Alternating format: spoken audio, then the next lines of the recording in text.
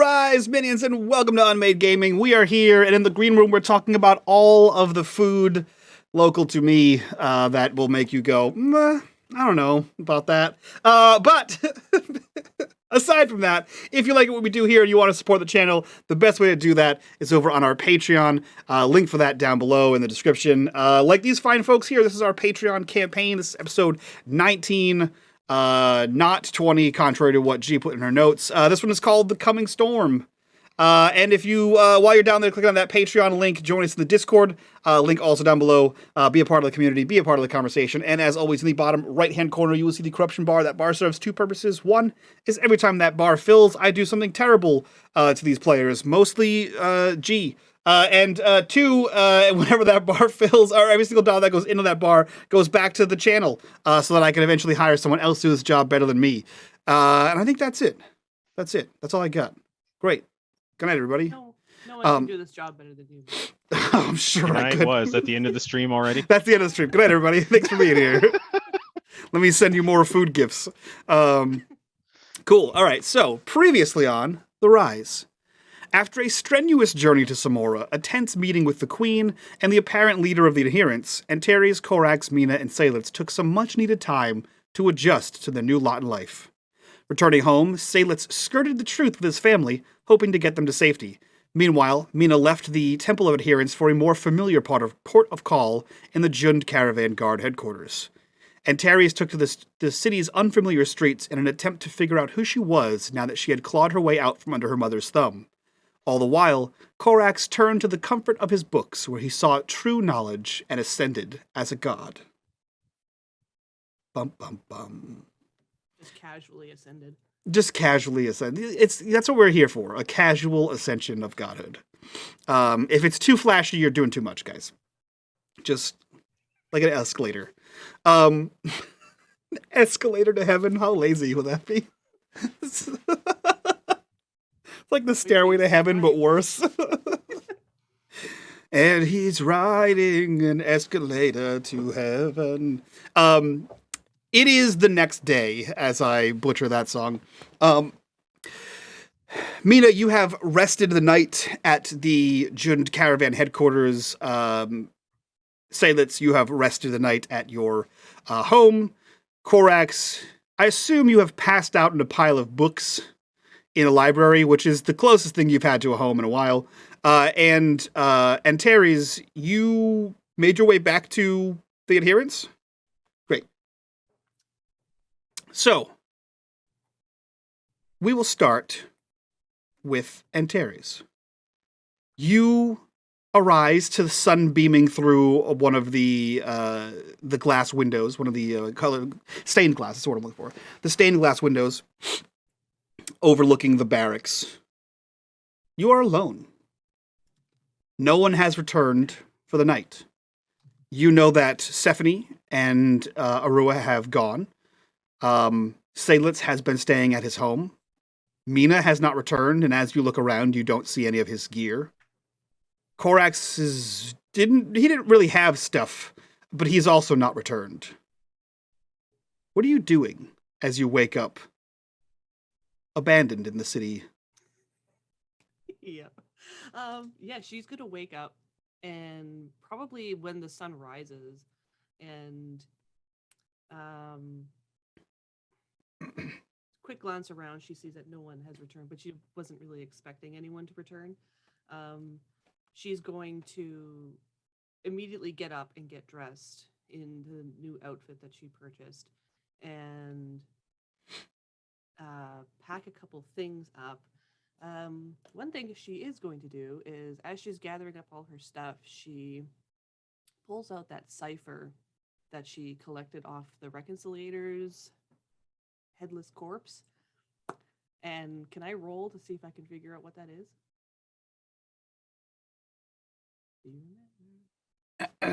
Yes. It was an amulet. Oh, yep. Sick. I have that. I put it in the game. Yeah, go ahead and roll for it. DC is 4. Okay. Listen, you can't pull up things from 5 or 6 episodes ago and expect to remember what they are. What do you think I am, a professional GM? It's terrible. Oh, come on, let's go. So this would be an intelligence-based roll. Anything you have that is related to the nature of ciphers, possibly godhood. What about reconciliators? I have a knowledge reconciliators. Would that help? I don't know if that would. Well, Yes. If it would bump me down to a 3, then I would succeed. It would bump you down to a 3. I will take that. I will take that success. A 9 is the exact number you need for a DC 3. And your question just added new lore to the game. So, sweet. You recognize this thing. Perhaps you've seen one before in the employ of your mother. Perhaps you've seen them on higher level, or higher echelon, rather, reconciliators. Perhaps you yourself might have had one, or your siblings. This is an amulet of the Far Traveler. Far Traveler. Because you passed the DC, you get to know what it does. I would love to know what it does. The user of this amulet is transferred to a location that she knows to exist, no matter how far away it is, or how many interceding barriers lie between her and the endpoint. The user can go anywhere as long as they know the location exists. It's basically an amulet of teleportation. That's interesting. It is interesting that a reconciliator had one of those. Yeah. Yeah, anywhere that you know exists.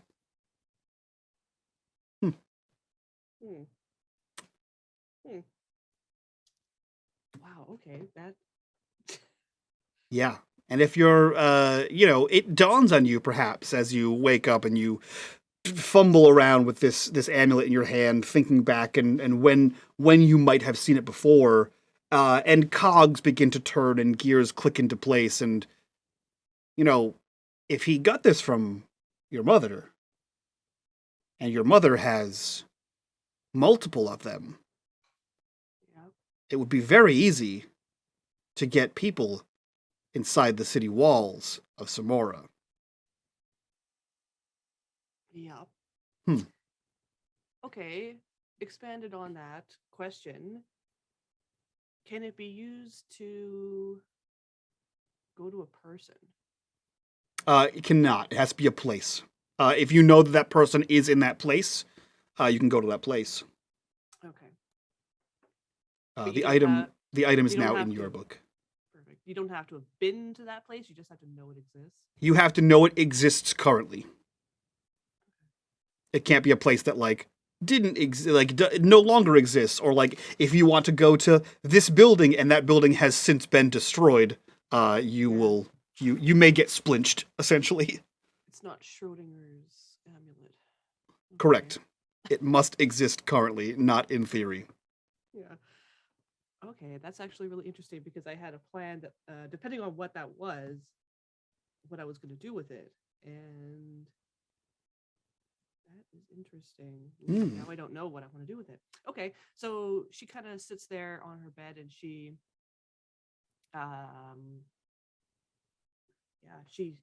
regards it, and then she tucks it into her pocket. And one of the items that she's packing up is a small little cloth bag. It literally just looks like a dice bag, but it's just it's like a white bag with a drawstring on it, and it's kind of got a bow sealed on it. And she puts that in her on her person, and her sword on her hip, and then she heads out. She is a woman on a mission now. You're muted.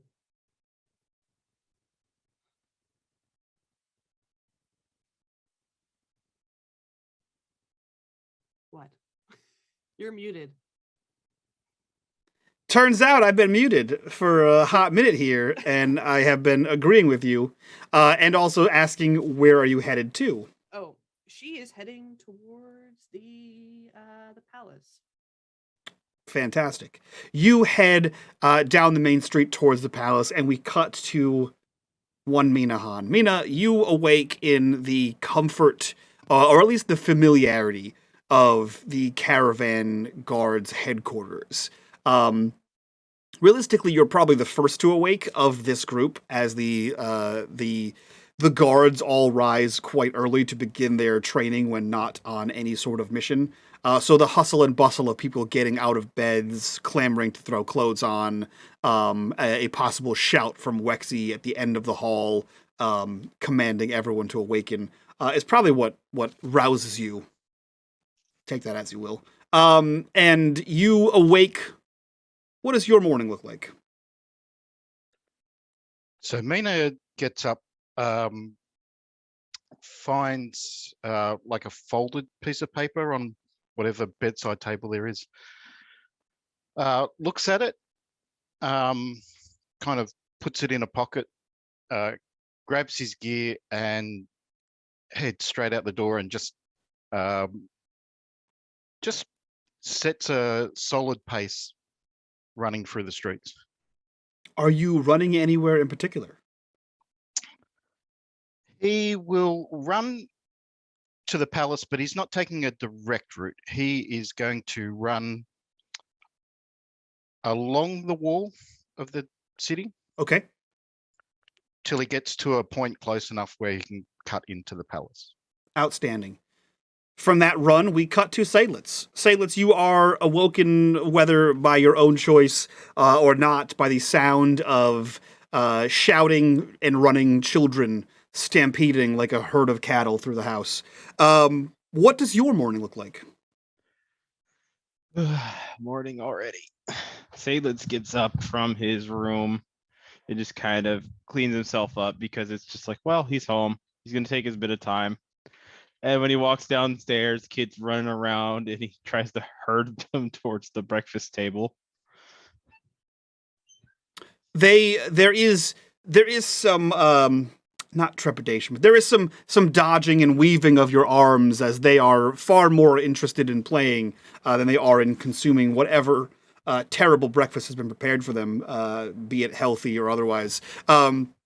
But eventually they clamber to the table, climb into their respective seats. There are toys driven back and forth as they are taken and thrown to the area the kids play in. And your sister and Fernand join you at the table. Food is laid out. And there's a sort of tension in the room that the kids are unaware of, but all the adults seem to be aware of. It's like when you're the friend and the couple just got into a fight and you're just awkwardly there, except it's you, Seydlitz. Fernand is not saying something and hasn't broken, which, much to your, amazement. Much to your amazement, he is nervously eating his food and looking straight down like he's in prison.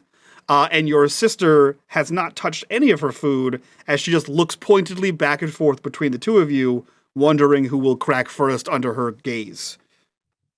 What do you do?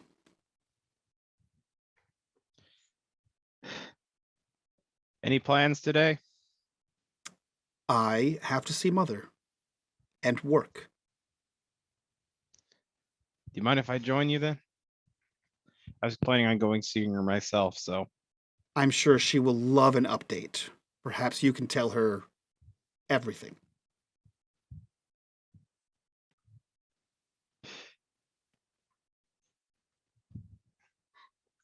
Are you just saying that just for the tension? Or are you seriously concerned about something? I voiced my concerns yesterday.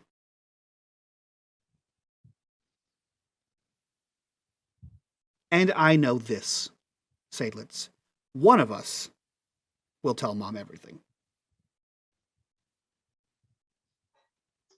All right. And he says that as he's taking like a swig of whatever drinks in front of him. All right. And there is an extra amount. There's an extra layer, like a parfait, of disdain on that final all right. And she sort of aggressively places her hands on the table and stands, so the chair scrapes backwards And without eating any of the food, she actually turns on her heel, and you see her march out of the room and up the stairs, where she is presumably getting ready for the day, or planning a murder. You're not entirely sure which one. Both seem plausible. Fernand continues like scraping up what little remains on his plate as if he could produce more food with will to avoid this conversation. And you can see like for a second a single eye glances up to you and then right back down as he is just trying to be the smallest person at the table. A loud cacophony of child noises exists around this entire tense moment, awkward as it is, and the kids seem none the wiser. Do you do anything to prepare to see your mother?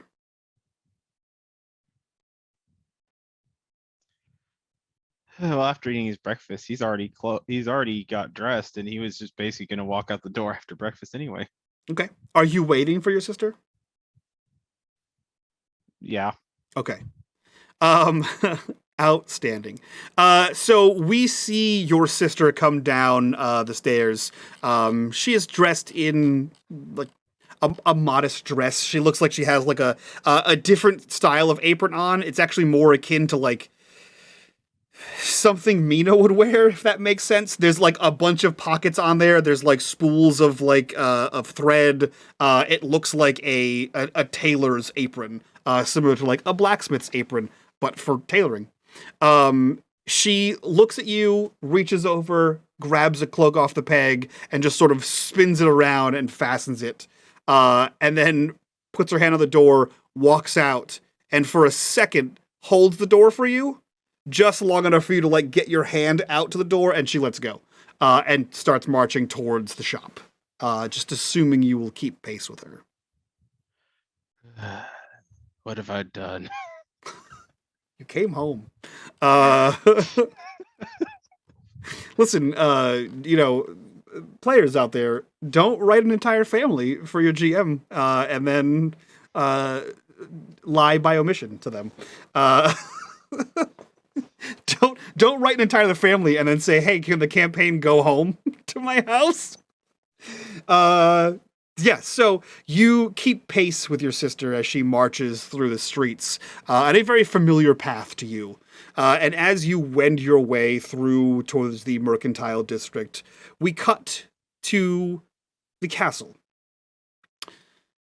Mina and Terry's, as if some sort of serendipitous moment, you arrive at a similar time at the castle. This is not, and Terry's, this is not at all what you expected. You've seen Corso, you've seen how the nobles live, you've seen the extravagance, you've seen the opulence. This is not it. This is very modest for a castle, especially a castle belonging to a queen. This is rather low. It's not several tiers. It doesn't expand. It's not like a massive garden around it. It is a rather squat and humble castle for a queen that seems to command this much respect in the city. But you make your way towards the stairs, and you can hear the huff and puff of Mina, who has gone for a morning jog to the castle. And the two of you sort of arrive near simultaneously to the stairs. Mina, you notice that Antares is dressed differently. Yeah, Mina will kind of pull up next to Antares and say, that fabric won't take blood well. Well, I don't plan on Should have killing gone anyone while with- I'm wearing it. You should have gone with something with a higher cotton content. I'll remember that for next time. Why are you out of breath? Running, getting some exercise, seeing the sights of the city. Okay. She just kind of tilts her head and looks him up and down. Where have you been? I moved my gear to the Jordan Company barracks. Oh, okay. And she just turns and starts walking. You coming? Depends where you're going. Well, we have to tell the queen about the Shaden's terms, don't we? I told Dreshen, and he's going to tell Sula, but we have to finish our little assignment, don't we? Oh, yep. Corax normally does the talky bits. But yeah, I was going to see the Queen anyway, so. Good. Well, shall we? And when he says Corax usually does the talking, she kind of like rolls her eyes a little bit. And then she continues up. Yeah, Mina will just follow her. The two of you get to the top of the staircase, the grand staircase, and there are two Sleen guards at the entryway. There's no door here; it's an open foyer. As they look to you, the guards kind of like look back and forth. The one on the right steps forward and makes his way towards the two of you and says, "Are you here to see the queen?" Yep. Great. You're with the red-haired child. The young man, Yep. the redhead. He is already Oh. inside. I was Are- actually, Are you she not? was actually, no, yeah. She was thinking about what color is Arua's hair, and I'm like, oh, that child. He is already inside. This way. And you see him, like, his head sort of turns, and then the rest of his body adjusts afterwards, and his tail kind of swishes around his ankle as he leads you into the castle proper, where you see the main foyer. There's a grand staircase that enters up. There is hallways to the left and right, and there is an area behind. He leads you around the staircase, and behind it where there is a hallway, and you can see there is, like, a myriad facet of lights coming through, like when you have like a crystal hanging in the window and it has those like beams kind of come out. And as you walk down the hallway, there is a massive glass dome, and underneath it is an expansive library. This guard kind of walks through, wending his way back and forth like a snake, until he gets to the entrance of the library. And he just sort of like thunk, thunk the haft of his spear, and just announces to seemingly no one, "Your friends have arrived."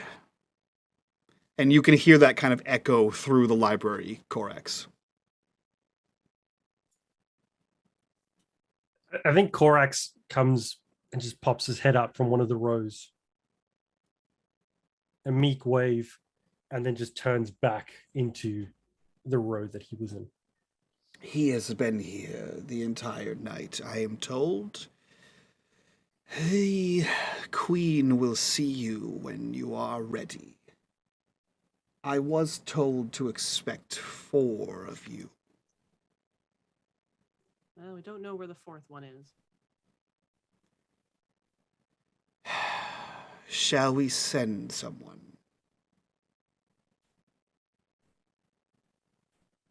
Yeah, get a runner. Yeah, if you know where he is, sure. We have eyes and ears everywhere. Mike, do Sleen have ears? They do. It blends in entirely with their reptilian scaled heads, but about 6 inches behind the eye, there is a soft pad below the scales that, if you kind of press on, it feels like a temple almost, like a temple in your forehead. That space there, and that is where sound reverberates through their bones. Which I'm actually. I think that's actually where snakes have ears. Anyway, you pull out my middle school snake knowledge that I never thought I would use ever again with that question. I'll show you, Snow. I took a biology class. I know animals. He turns and walks presumably back outside to find a runner or find someone to retrieve your fourth member. But Mina and Antares, you are alone-ish in a library that has the shadiest version of Corex you've ever seen. Just pulls out of the books.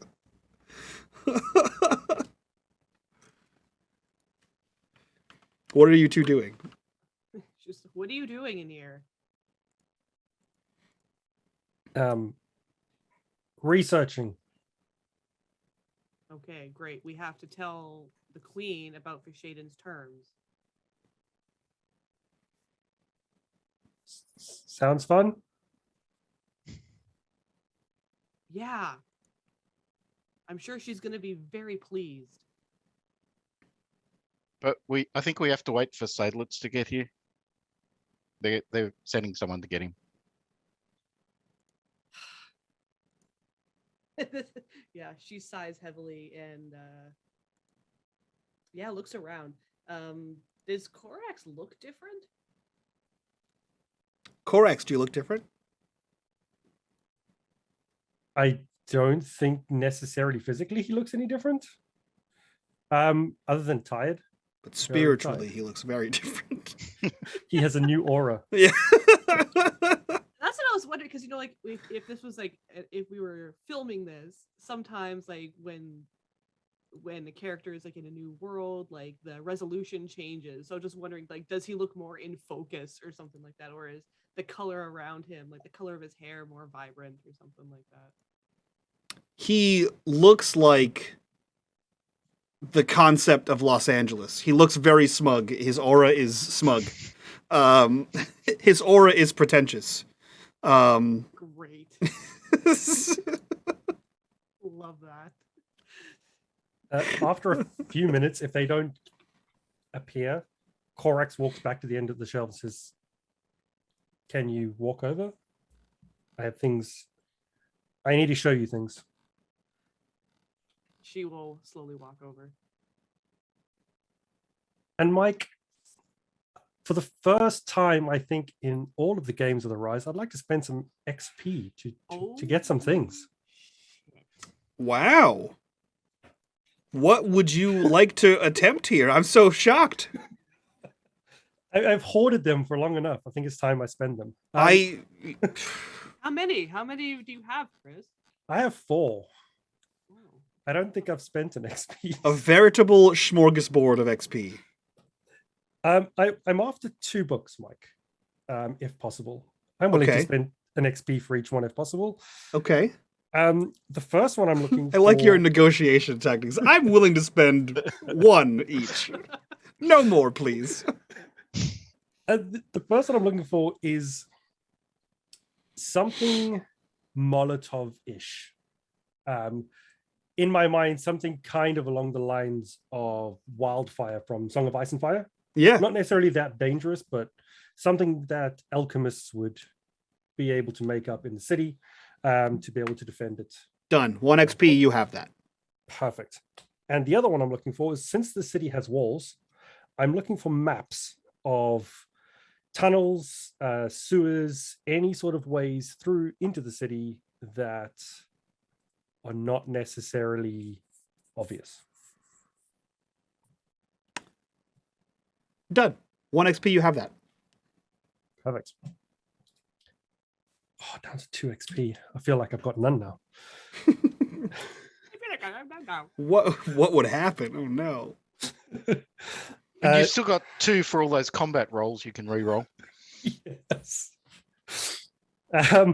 When they eventually appear at the table, Corax pulls out the maps, pushes them on the table, says, "There are a lot of places where they can get into the city.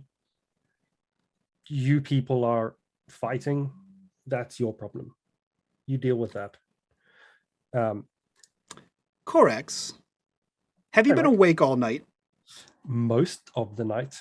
Okay. GM intrusion, if you'd like an XP back. I'd love an XP, Mike. Outstanding. So, The GM intrusion is that you've gone a little sleep deprived, right? It's been an exciting night. It's been a strenuous night. You've exerted yourself, at least mentally. When your friends attend you, and you begin talking, Mina and Antares, you walk over there, and he's talking and looking at something and like reaching for something else and just motions backwards and says something about maps. And you see that the like almost Beauty and the Beast style, like several of the rolls of tubes of paper just they roll off and immediately start to unfurl themselves and orient towards your direction as like a book tips over and flutters open as he's like reaching for something and talking to you as if he's paying attention to you. These things are moving as if he's moving them for you. You can have an XP and you can share one with whoever you'd like. Oh, I love that, Mike. That's worth GM intrusions. Whoever doesn't have lots of XP. Everyone, because they use them, Chris. No, we just don't get GM intrusions. Okay, Do wow. stupid things. Wow. Well, did I Go say on, that? G. I didn't know I was under attack today. Jeez. I'm going to GM and intrude your siblings here. You can have an XP then. You might need it when Bro Shaden shows up. That's true. A point for you, G. XP for you. So yeah, this happens, and the other thing he does is he pulls out a book, one of the ones that he found on Godhood early on, and he, as Mike described, it flops open in front of him, and he goes, "Vershaden is right that he's not a god, but by them declaring him a god, he will actually become one." Mina will just look at Antares and just say, do most libraries work like this? Yeah, yes, Mina, they have books on them. And then books contain information, and you read the information and you learn it. But do Clearly. they open naturally to the right spot and unfurl maps for you? Gorax just looks at the map. It's a cool trick. Corax, you remember thinking about doing that.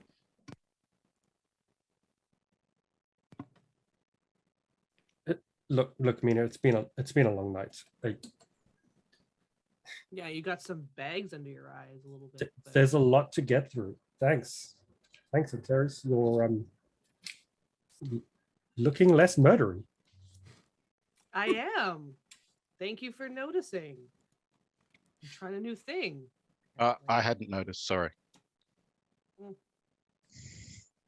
It's on the inside. Which reminds me, Corax, I was going to ask you, I was thinking if we could look into how the Christchurch people make their undead and work out if there's sort of any weaknesses they have that we can use to fight when the undead army, because I remember fighting that mound of dead things and it was tough. Typically, removing the head or destroying the brain of anything will do it for you. But it had a lot of heads. Yes, it did. Mike, would Corax have seen something along those lines during the night? Would you have seen something along those lines? He As wouldn't in, have been like, specifically looking for it. yeah, as in, like, how to fight. Anything on Christchurch or the people there, just even if he saw a book during his hunt.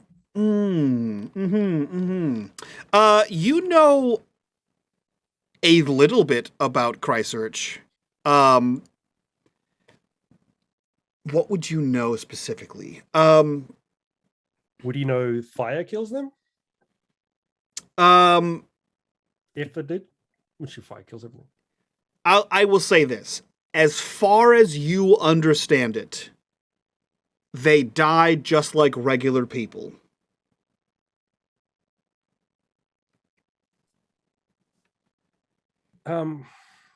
Not that I specifically looked at, unfortunately. I can begin a look, but people are people.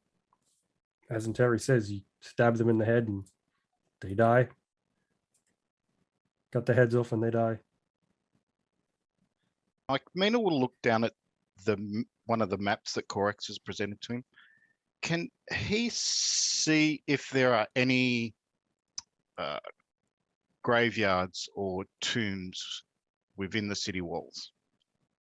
There are, yes. Yep, there is like the royal catacombs. There are probably the remains of some graveyards in the temple district that are in disrepair. Yeah. So Mina will kind of start rolling up the maps and say, I think this is all stuff we should talk to whoever's in charge of the city defense about. That sounds like fighting stuff. Like I said, that's your wheelhouse. The pair of you. And Terry's will also take a look at like the maps and stuff like that.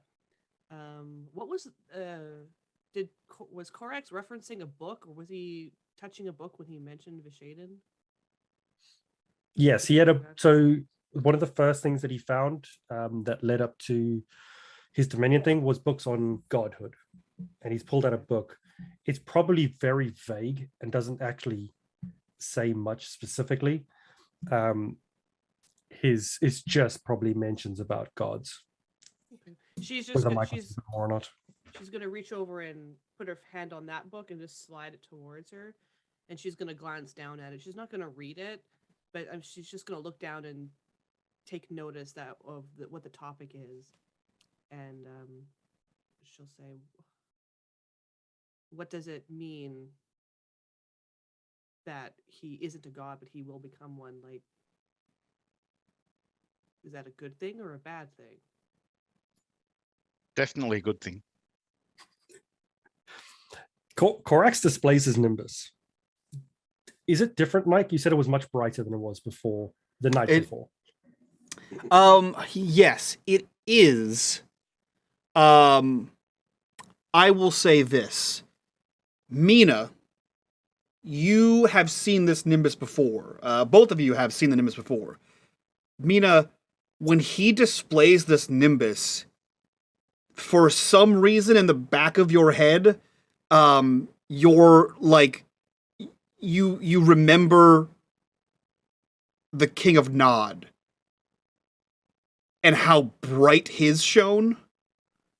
That's how bright Korax's shines. And you've accidentally seen Antares. I think you've seen Seydlitz's, and you've seen Korax's before. It was never this bright before. Mina will just go, "Oh, your Nimbus is a lot shinier. Did you get an upgrade?" Korax flops into a seat, holds his head. He says, "It's been a long night.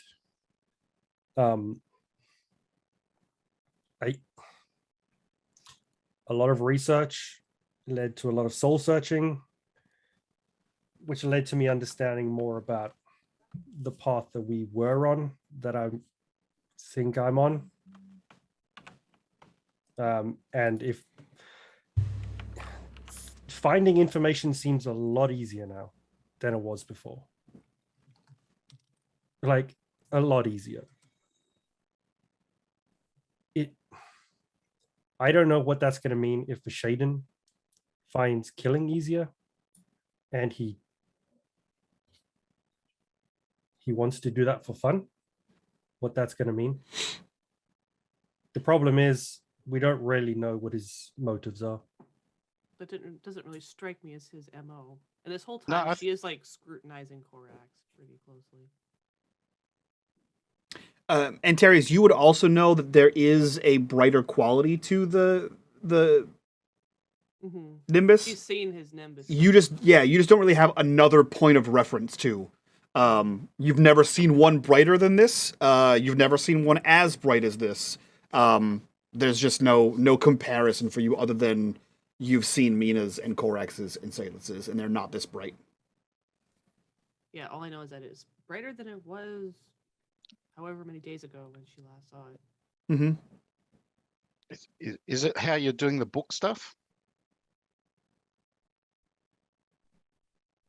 Look, I'm thinking about grabbing a book, and I have a book. It just, like I said, finding information seems to be easier. Maybe, if that's what's happening. I didn't get much sleep. Do you want me to grab some tea or coffee or breakfast? Maybe we can summon you some food. You're looking a bit peaked. I mean, we've got to get through a meeting with the Queen. Why not? Mina will turn and see if he can find someone to get them some food. Okay. We have another problem, by the way. We have a lot of reconciliators in this city. I Just already knew that. don't forget that when you start making your plans. The maps here show where they can come in, but if they're already inside, you need to deal with that. I've got some other things I need to try and get solved. Well, we're not the generals of this army, so Not yet. she scoffs. Wouldn't that be interesting? And with that, we cut across town towards the merchant district, where we see a modest shop has been set up in the mercantile area. We see we see Seydlitz tagging along behind his sister Selena as they make their way towards this shop. Wooden door opens. There's a little pleasant bling-a-ling-ling of a bell on a coiled spring above it. And you see an older woman. She is in like a almost like trussel dress, as she has a series of pin cushions strapped to one arm, full of pins. She has like almost like an arm bandolier of like different kinds of threads, all spooling and like wrapped with like a leather sash around them. There is piles of fabric. There are reams of different things, bolts hanging from ceilings.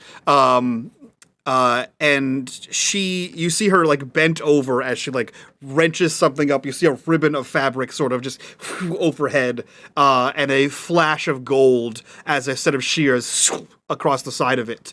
And you hear "You're late." Yeah, I guess who's home? The fabric snaps as it like comes down and it hits the table, and you see this elderly woman, crow's feet at the eyes, rosy cheeks, and a beamish smile as she turns and looks at her son.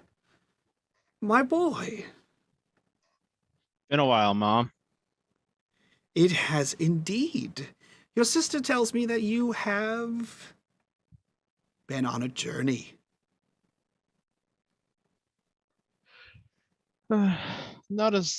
Just a short one. I heard that you were summoned by the Queen. Is this true? Yes, it has been, but if we wish to talk about this, it might be better to do it away from prying ears. Oh. Say no more. Selena. And she points to your sister, who looks at you in like a, and then she reaches behind her and flips the sign to closed.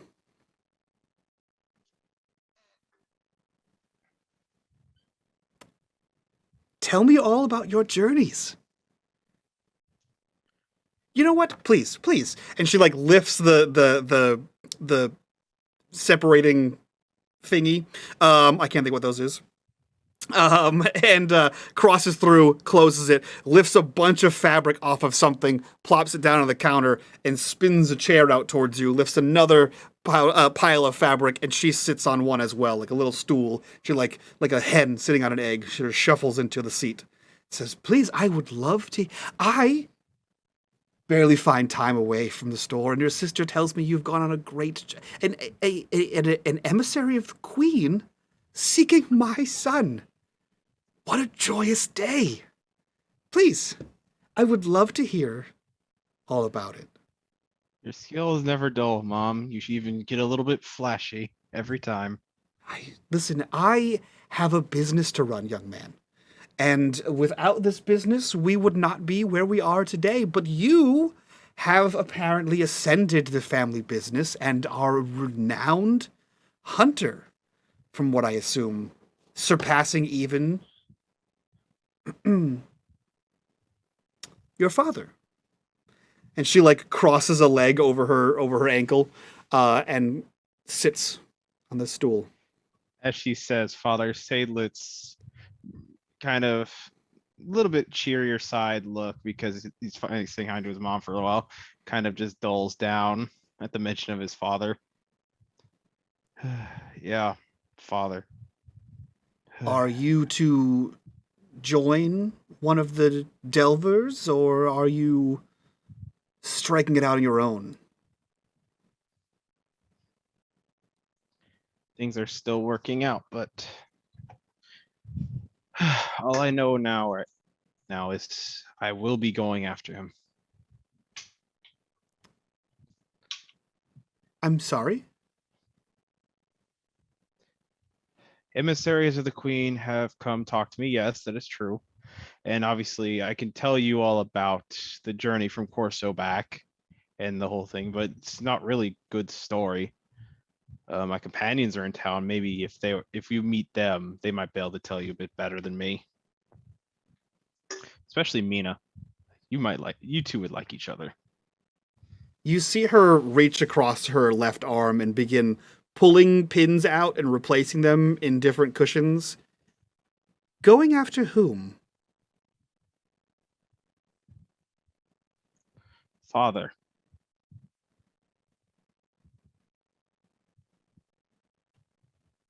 I do not believe he is gone. I still don't.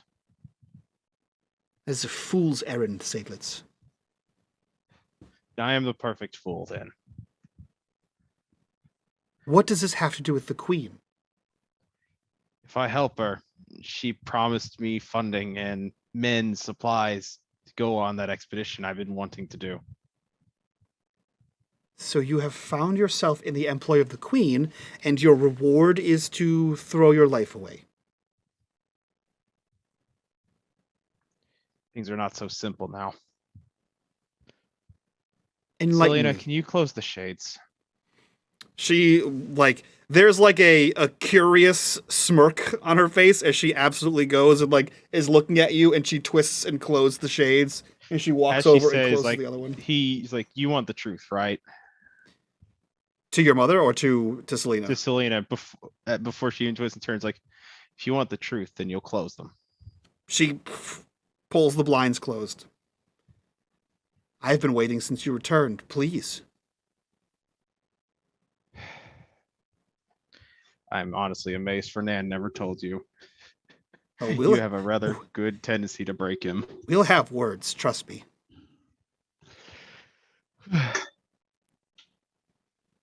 Seydlitz kind of just gently grabs his father's crossbow and just kind of holds and contemplates, and while as the nimbus appears slowly but surely. As this, was it? It's a crescent moon, right? With the wolf head. Mm-hmm. It's a full. Hold on. I think you have my background notes open. I do. Let me see if I can find these. I know it's a wolf head, so let's say that Dark appears as gray wolf. It's dark gray wolf with eyes of burning embers, howling at a silver moon. perfect. So this slowly comes into view, and it's as if like the sconces inside the building slowly kind of like dim as this takes like the brighter form of light in here. Your sister is like pulling one of the blinds closed, and you hear it like slip and like flutter all the way open, and she quickly grabs it and holds it down, completely shocked to see what she's seeing. And your mother just stares at you. What is this? Honestly, I thought you would know. Do you have a propensity for magic that you are just finding out? Everybody I talk to that seems to know a word keeps throwing out the word divine.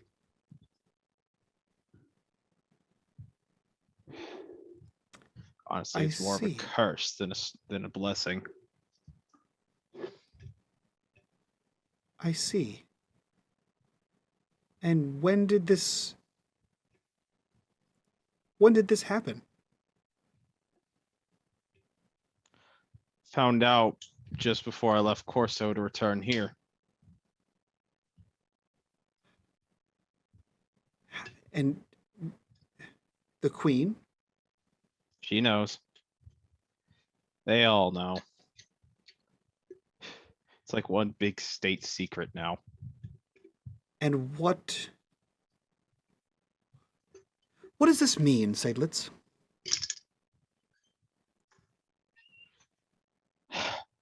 Depends on what you mean. It could mean I now have a big giant target on my head and people wishing to do nothing to me but slaughter.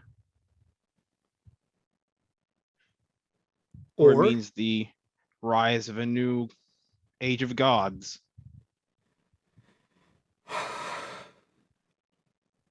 And you are potentially. How did this? How? I don't know how it. I don't know. To me, it seems it's seemingly random.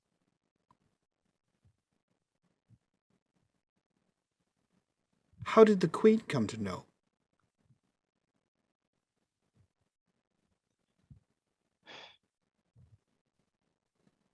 All I can tell is she has people that are looking for people like me. To help them? Help. I don't know if help's the right word. Use.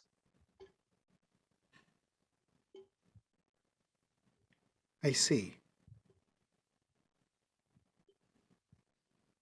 And you are choosing to help the queen.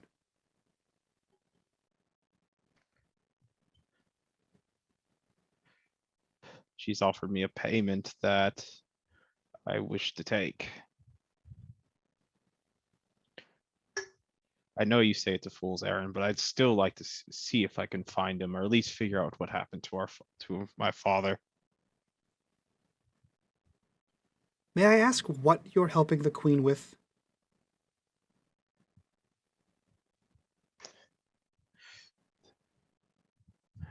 From what she says, the Dragon of Corso is trying to, with the help, basically backing the old king and trying to take the city back.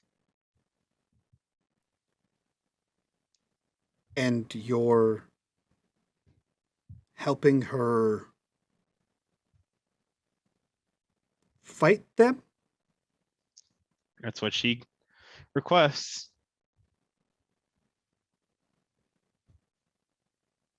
You hear like a thwumph of cloth behind you as your sister has decided to finally find and take a seat under the weight of these revelations. This is the quietest you've seen her when she's not sleeping.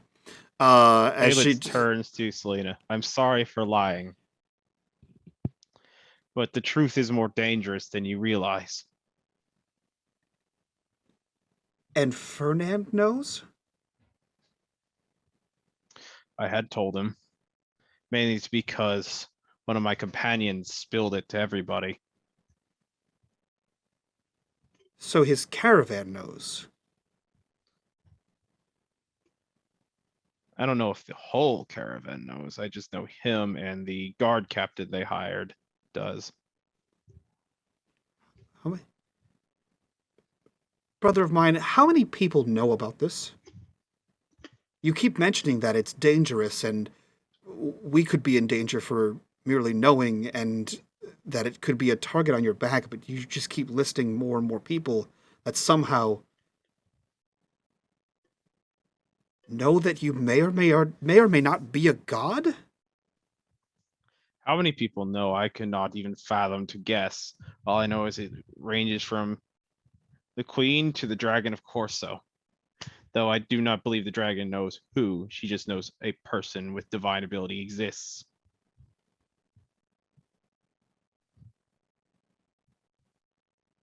I see why you asked us to leave.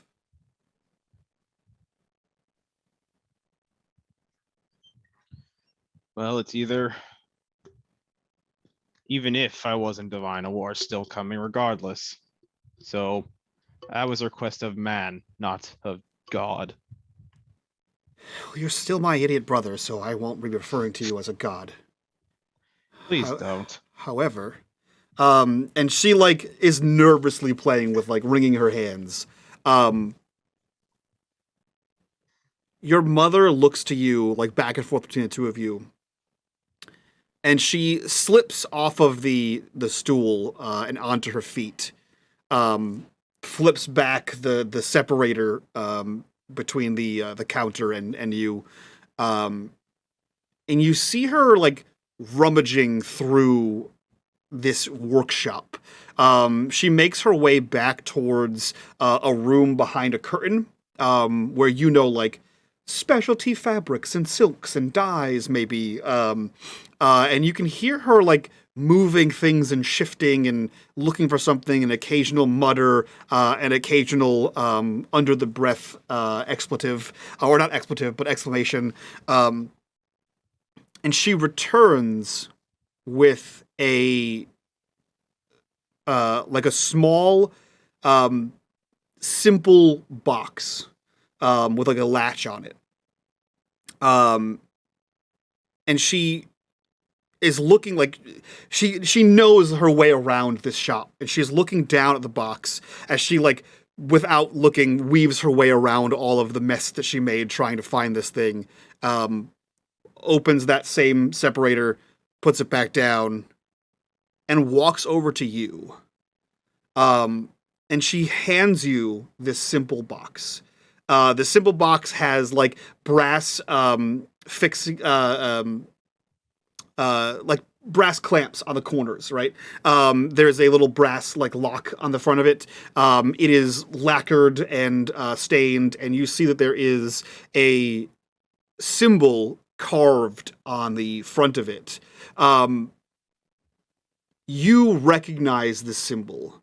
Whether you like this recognition or not, it is the symbol of, I believe, the Whitecaps, if I'm not mistaken. And she hands it to you, almost like half expecting you to know what it is ahead of time. And when she sees you look at the symbol of the Whitecaps, she just says, it was Bennett's. It is the only thing that returned. The only thing that returned, along with the crossbow and the single man that survived. Yes.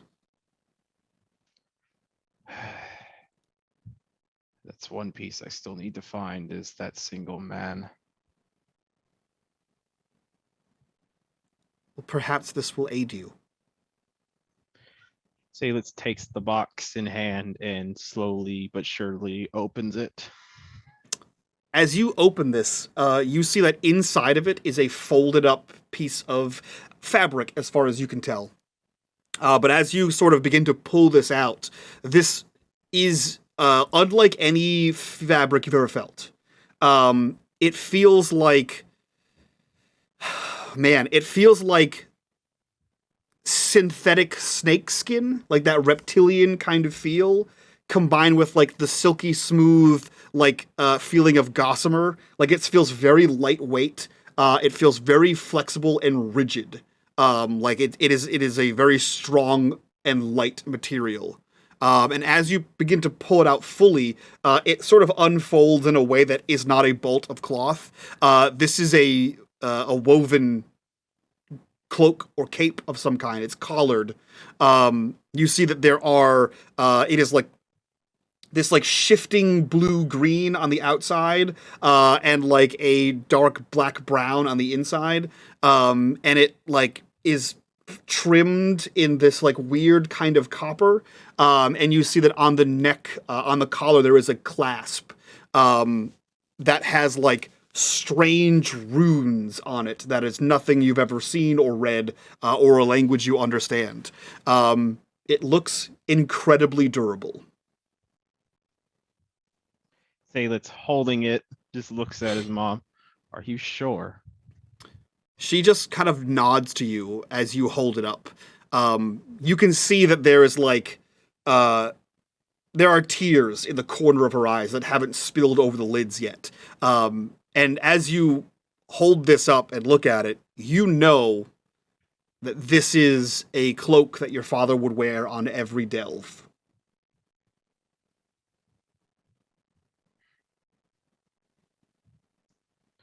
Such things with sentimental value.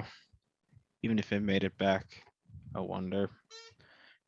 Was this his, I guess you made it for him?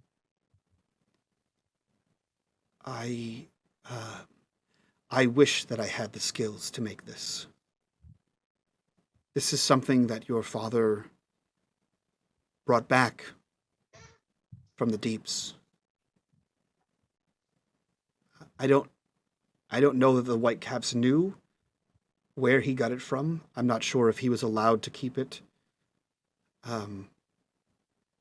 This is something beyond any craft I've ever seen. This is something that is... And there's like a side quick glance to your sister. This is something from before the fall.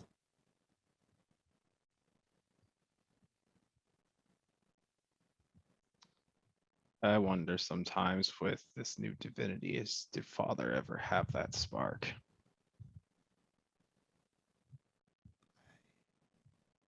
The man I knew was not a god. He was a... Nor is the man standing before you. She kind of nods. He was a father, a husband. He was brave, courageous, foolhardy. But everything he did for this family.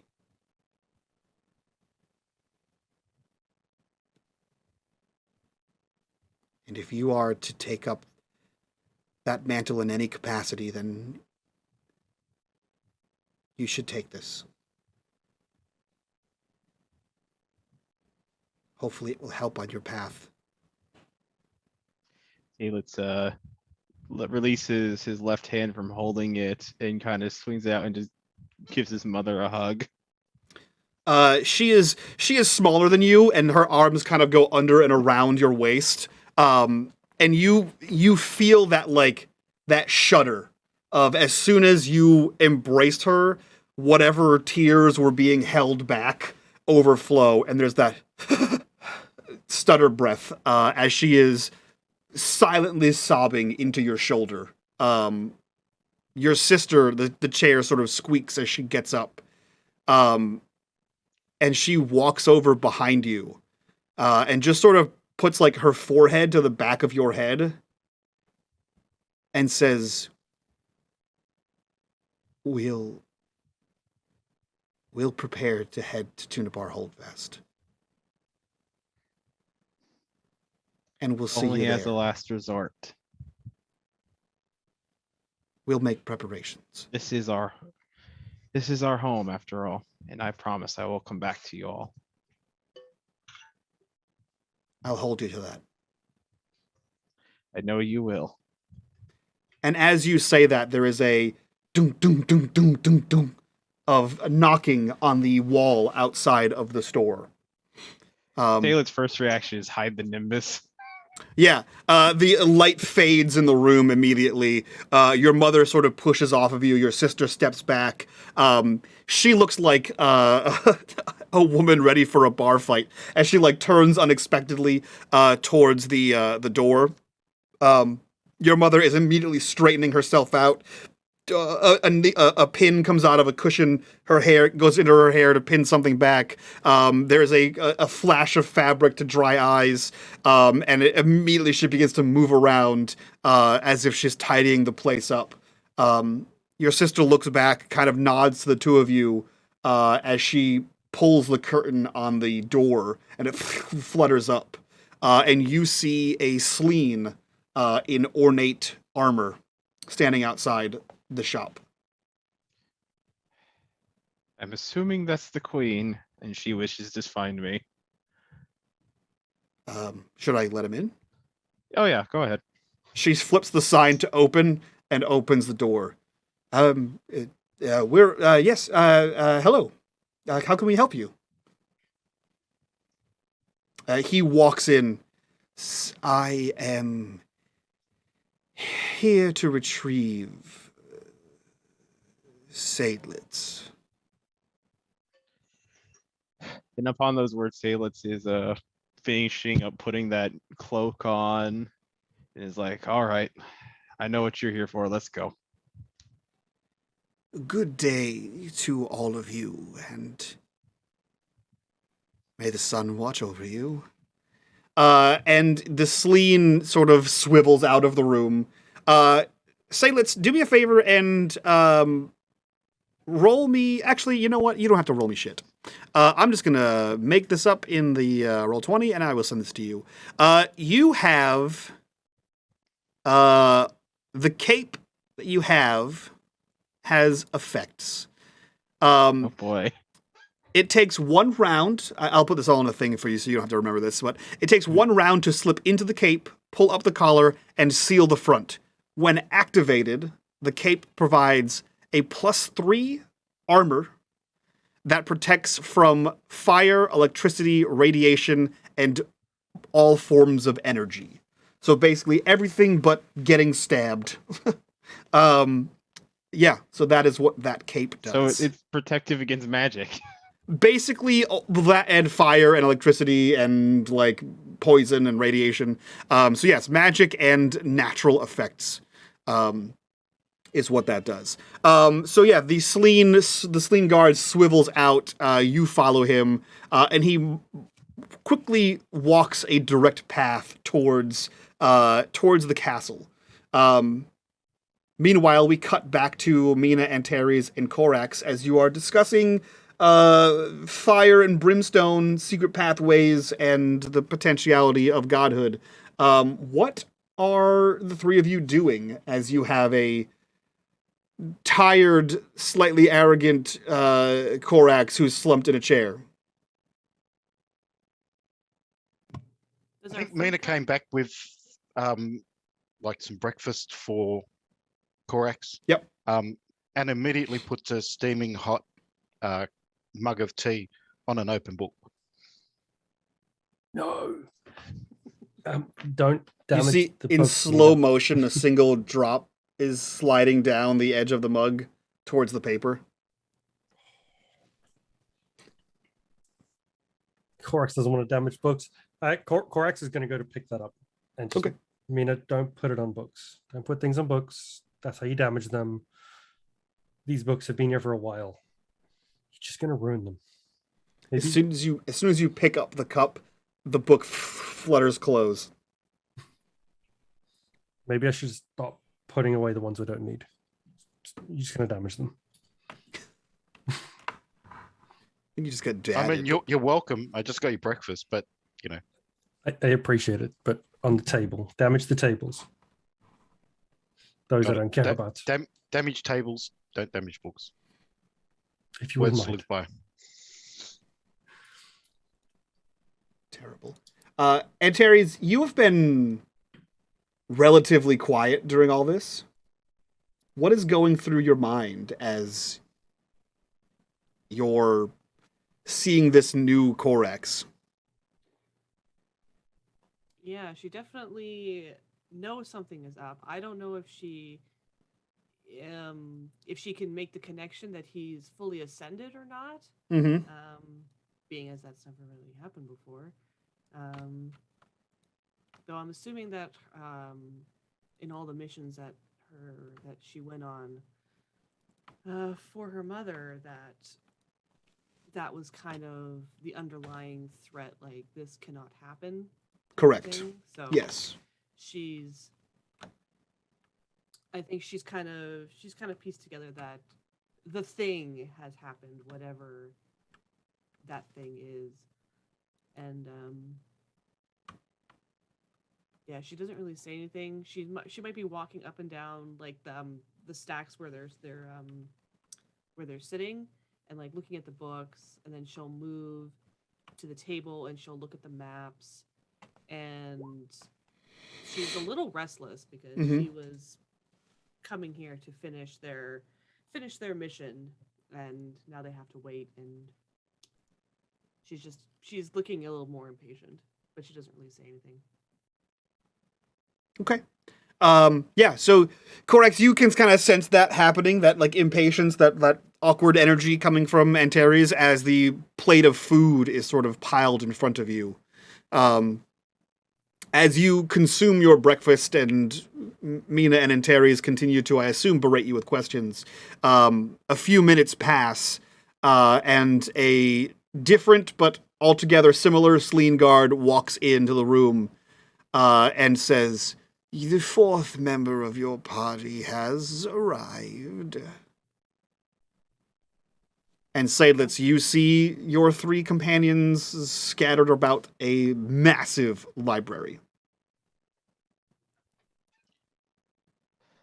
I'm assuming we're here because Korax refuses to leave the library.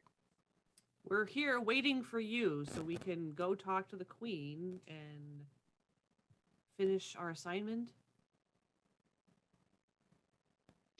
I haven't refused Right. anything. Everyone came to me. Just saying. You know what? That's fair.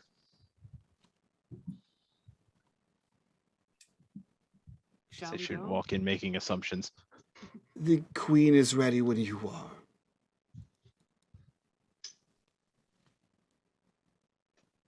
Korak stands up with his mug of whatever coffee, tea that Mina brought him, picks up his plate, hands his plate to the Sleen guard, and says, "Well, let's go."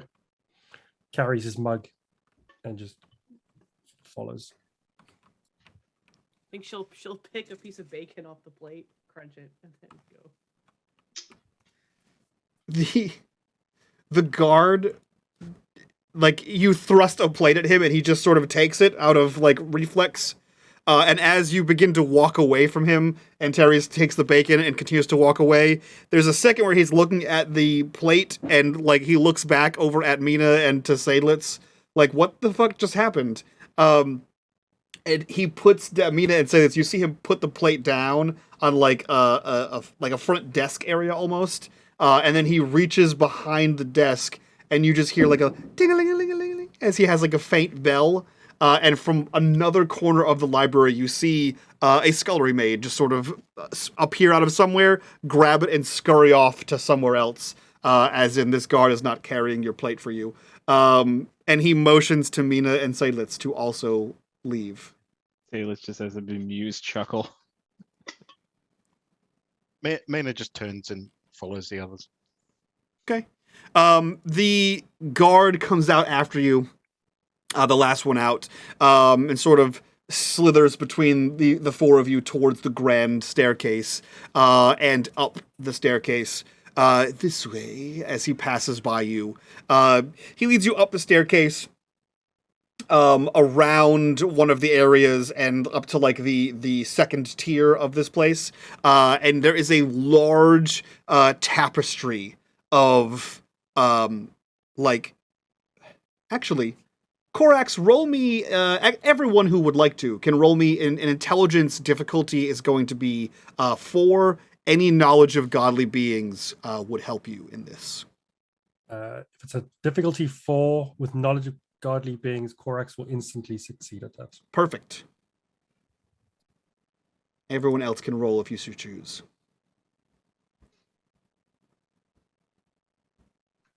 And Terry's looks, but it does not ring a bell to her.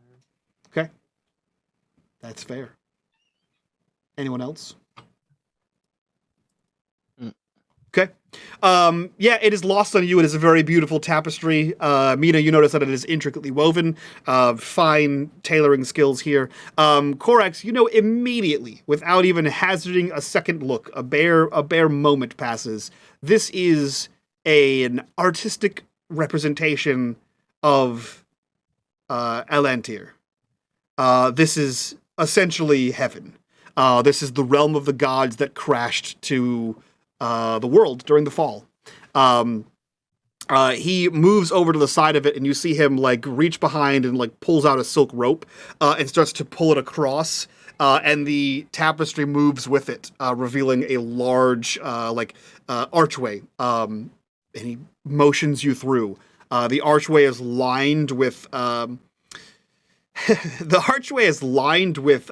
with paintings of what you can assume to be previous kings and queens of Samora. However, at the end, on the left-hand side, you see there is an oil painting of Atane, and on the right-hand side, you see there is an oil painting that has been shredded through diagonally across with its tatters falling. You can see roughly the top of a man's head and the bottom of a man's torso, but it has been bisected by a sharp implement of some kind. You can assume this may or may not be Jason. But as the tunnel ends, you are welcomed to a fairly resplendent throne room. A large carpet descends a set of tiered stairs leading to a dais where there is the throne.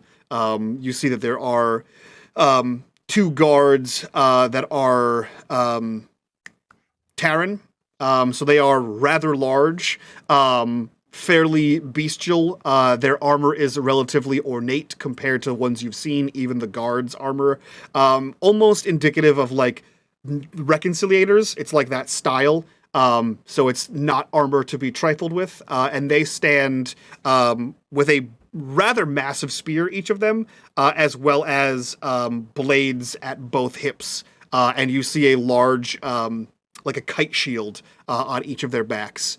Other than that, this room is fairly empty, other than the queen, these 2 guards, and now you. You hear that like whoof of the curtain close behind you, and the 4 of you are at an audience with the queen. She stands there as if waiting for you to speak first. Mina goes down on one knee. And Terry's doesn't. Are there chairs, Mike? There are not. This is an audience room. There is no. This is the. There. I'm sorry. You know what, Korax? There is 1 chair.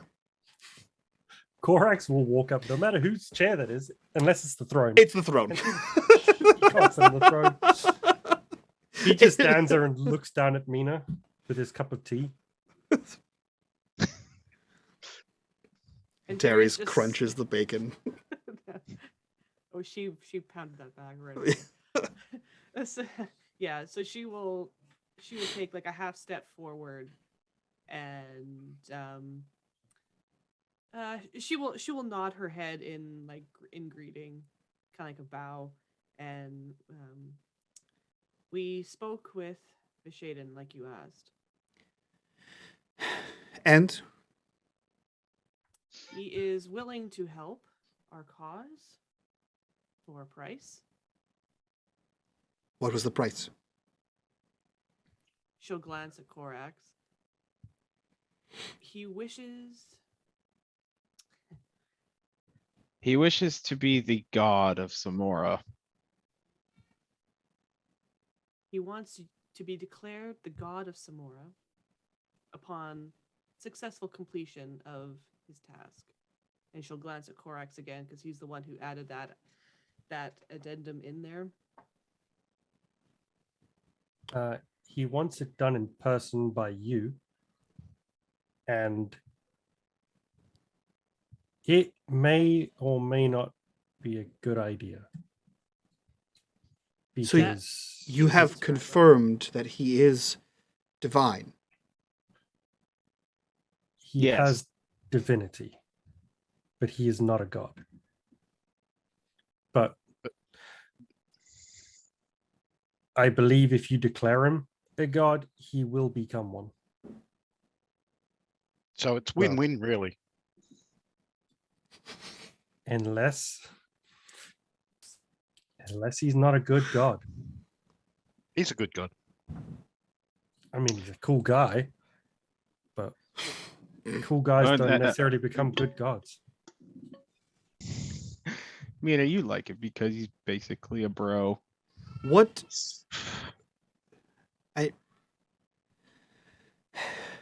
I understand a great deal from what the adherents have told me and what my eyes and ears have told me in other realms.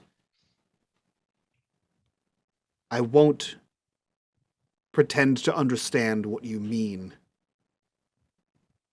That he is divine but not a god, or that claiming him to be a god will make him a god. You cautioned this action. Why? Mike, I can't remember I think it was either at the end of the episode or in the after show, we discussed whether Korax knew he was a god now or not. And I can't remember what the answer to that was. Korax know that Korax is a god? Yes. Yes.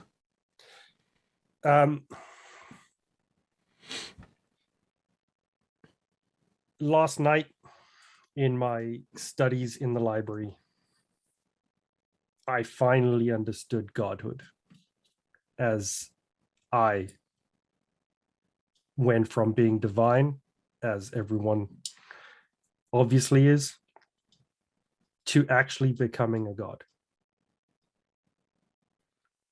That has made certain things significantly easier.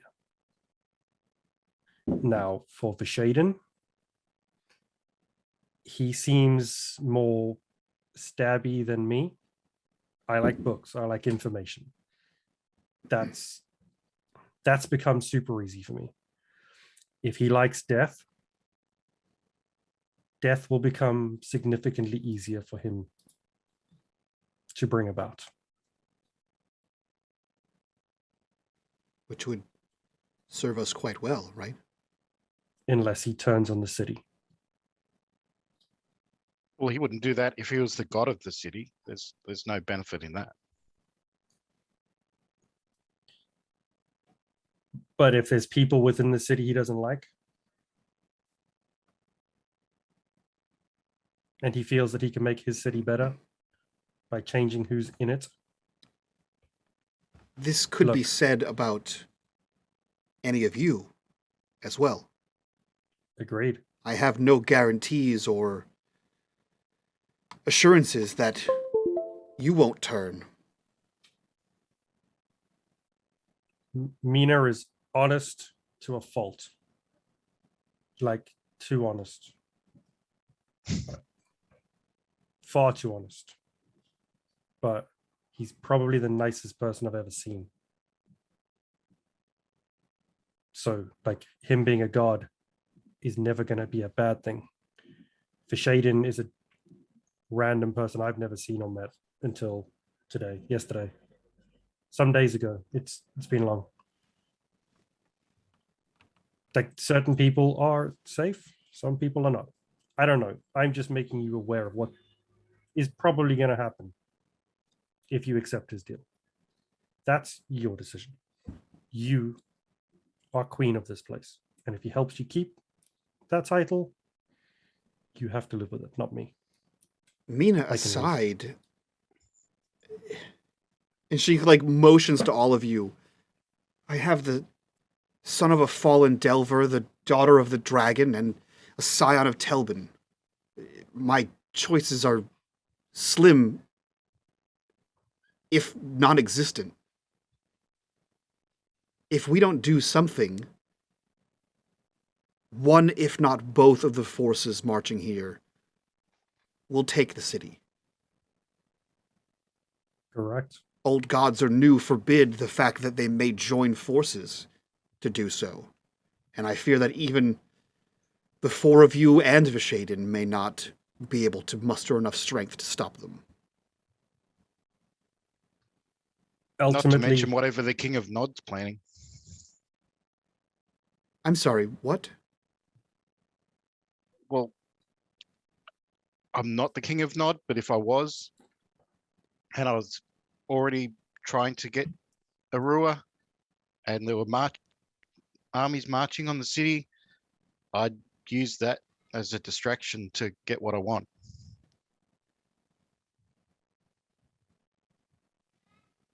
Are you... I'm sorry. Are you suggesting that you are the King of Nod, or are you actually saying that you're not the No, King? I'm not the King of Nod, but if I was the King of Nod, I would use a distraction like armies marching on a city to somehow get in and get Arua, which is what he was trying to do back in Corso. Apparently has had a run-in with the King of Nod. If you're looking for context for what he's suddenly Who's to say dropping they don't down. come for us all, Mina? There are, what, 7 divine people in this town right now? All I'm saying is that we should be planning for maybe the King of Nod to also be getting involved in the upcoming attack. We It's can't what I'd plan for that. You're. She puts her hands on her hips. You're throwing the King of Nod onto the table. Korax is That's- counseling taking Vishaden off the table. I'm not saying take him off. What I'm saying is the queen has got to make a decision as to whether she accepts or declines his offer. If she's going to accept his offer, she should know all the facts. I don't want her to make that decision.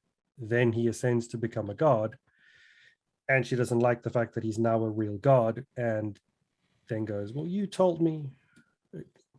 I want to give her the option to make an informed decision. It's not my decision. Corax, He- if you think fighting would ascend him, what do you think he would ascend to?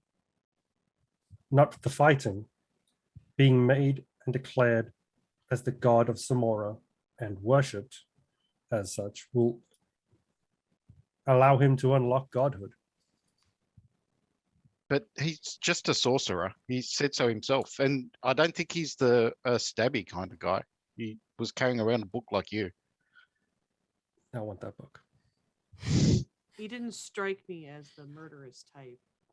And he saved the city once already. If he's got that power, if he wanted the city, he would be taking it now.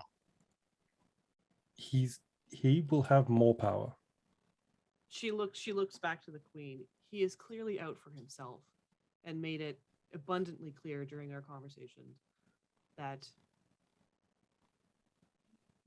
he will defend his home if it comes down to it. His home being the temple he resides in. In order to get him to agree to actively protect the city, those are his terms. He wants to be declared the god of Samora after the war has been, our enemies have been defeated. And he helps. So yes, and he has to successfully help save lives. So if he dies, then there you go. I don't even know why we're questioning his integrity. He's Terry, why do I have a feeling that you kind of want to use him till the very end and hope he gets maimed? But he's Despite Def- what you guys might think, I have nothing against Vishaden, other than the fact, and she'll shift again. He was the one mission I failed, okay? I was sent So to there's get him. history. that's had- another plus in the Shaden column. Remember how I said I have scars because of him? We technically never even got close to him. And my mother was not too pleased that he escaped. And this was before he arrived here. If the dragons set her eyes on him, even more reason to align with him and get his help saving the city. To Who be knows what the fair, dragon would do with him? She would kill him, most likely, unless. Fucking Well, now we don't Hit know. that one on the nose. She would definitely kill him, but. And then she trails off. I'm He's still a nice surprised guy. that the dragon doesn't try to find evil gods to align with and make her own evil pantheon. Because they would take power away from her. They would disrupt the whole thing that she's built to make herself essentially a god without actually having the power to do it. But she's also already incredibly powerful. So anyone who could potentially be more powerful than her, we destroyed. I still wonder how many of the divine people are actually out there in the world right now that she knows about.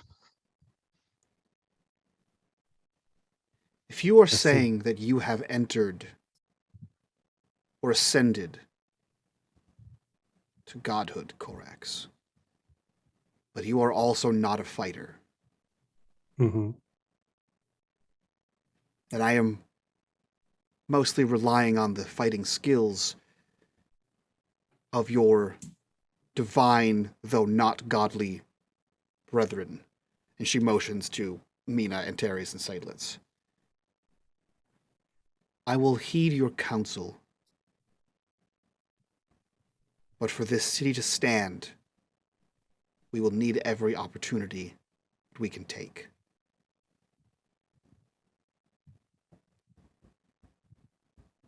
I would ask a favor of the four of you.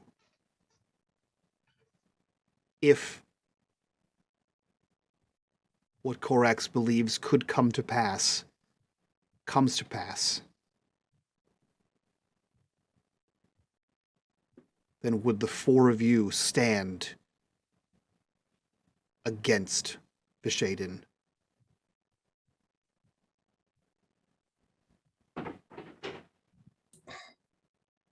If he is not good, then sure.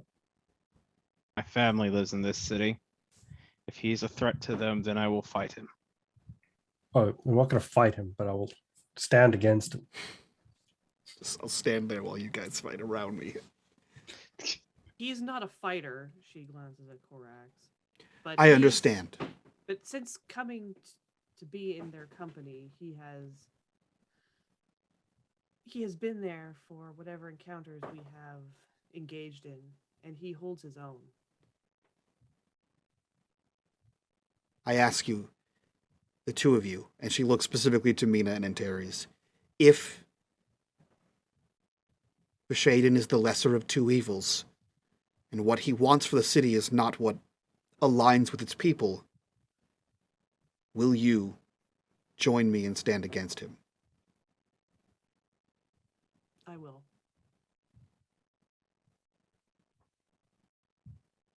And she glances down at Mina. Are you still kneeling? Probably. Okay, she glances down at Mina. No one told him to stand up, Yeah, so he just exactly. stayed there.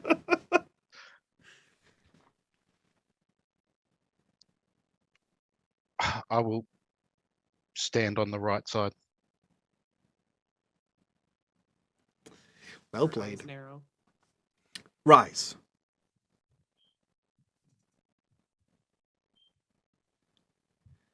And he also wants this done in person by you. He says he's fed up with emissaries and lackeys. Didn't he say that the queen has to come and ask him in person as well? Not just declare it. I think he wants you there to tell him that you're accepting his deal. In person.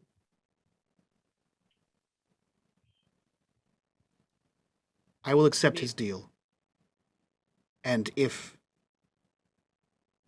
we survive the coming battle, and he does as well, then I will make a formal declaration. How long do you think we have till this war starts? Is there something I would like to do personally? There is a small but decent force of reconciliators already in the city. I've heard from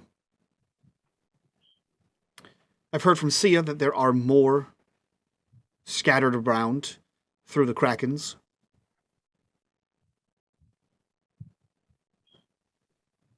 Unfortunately, I don't have any intelligence from Kreiserich.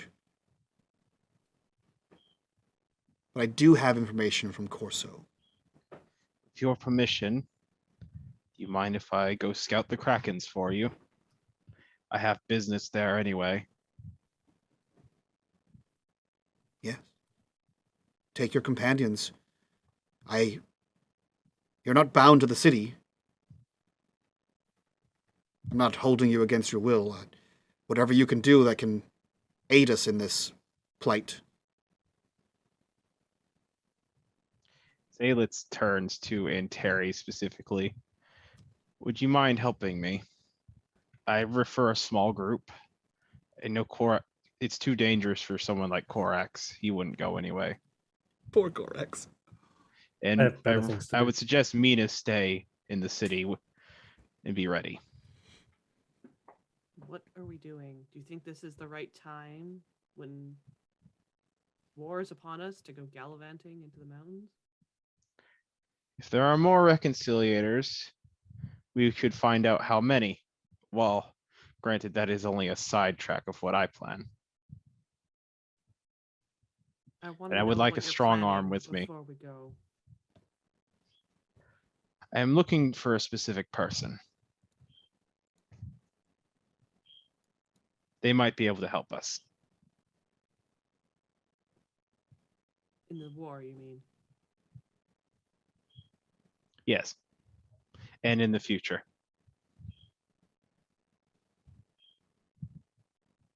Okay. I'll help you. Thank you. And Your Majesty, I will make preparations to leave immediately, and in Terry's, I suggest you make the same. You have your leave.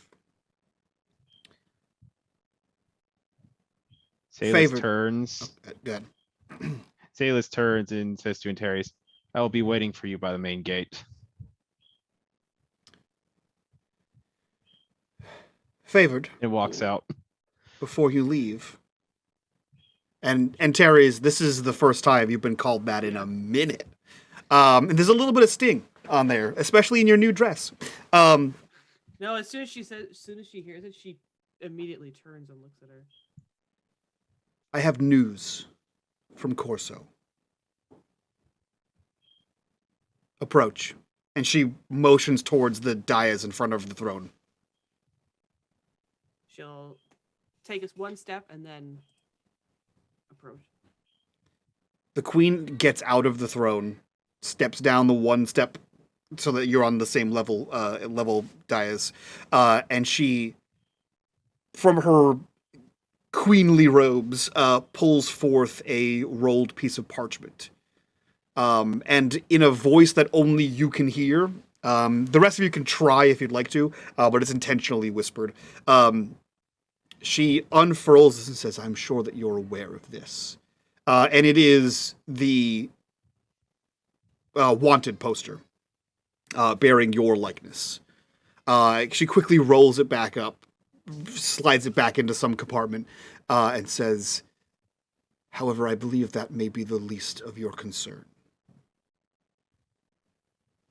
The favored have left the city.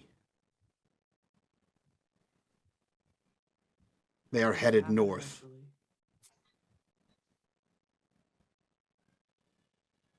They have been joined by a third. Who? I don't know.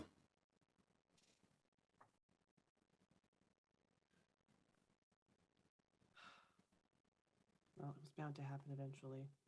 I tried throwing them off my trail. I knew it wouldn't last forever. Can you do something for me? If it is within my power. Should hope so. She pulls that white little bag off her belt, Mhm. and it's just like one like that. And she hands it to her. Can you give this to Stephanie for me? Of course. I caution you. If you are to head south to the Kraken with Seydlitz and your fellow favored are headed north with this third companion,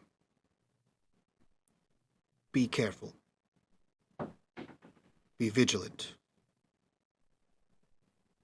I am told the woman they travel with is a fierce fighter.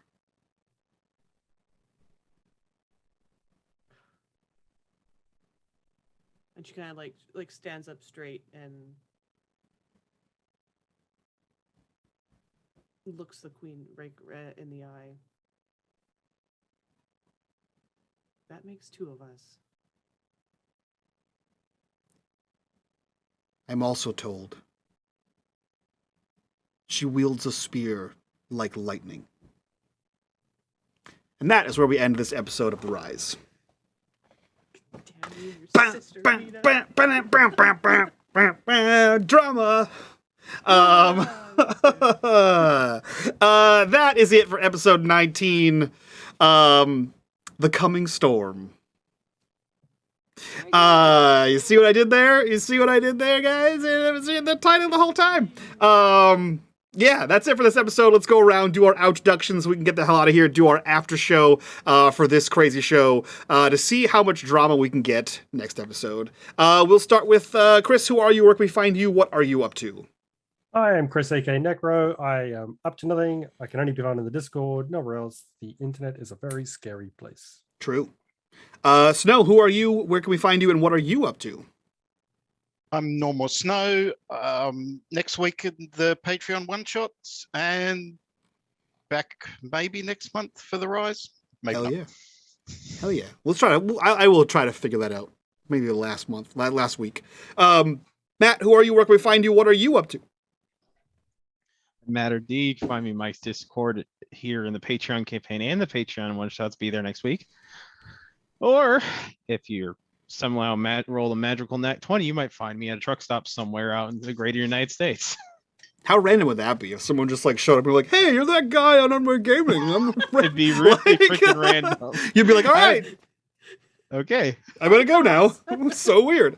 I hope that happens just because it would be the most random thing I've ever heard of. Like, hey, man, you're I'd that probably one run guy. into you first of all. That's true. That's true. I've been running on the East Coast. There you go. And last but not least, G, who are you? Where can we find you? And what are you up to? Hi, I'm G, your friendly neighborhood lightning invoker. You'll find me at all things Patreon and unMadeGaming, including next weekend. So please come hang out with us. You'll find me modding all over the place and on Twitter, LightningSpaz09, and all in the Discord. And soon enough, we may see our very unfriendly lightning invoker coming soon to The Rise near you. But that being said, that's it from us. We will see you next time on The Rise. So from all of us to you guys, bye-bye. Bye.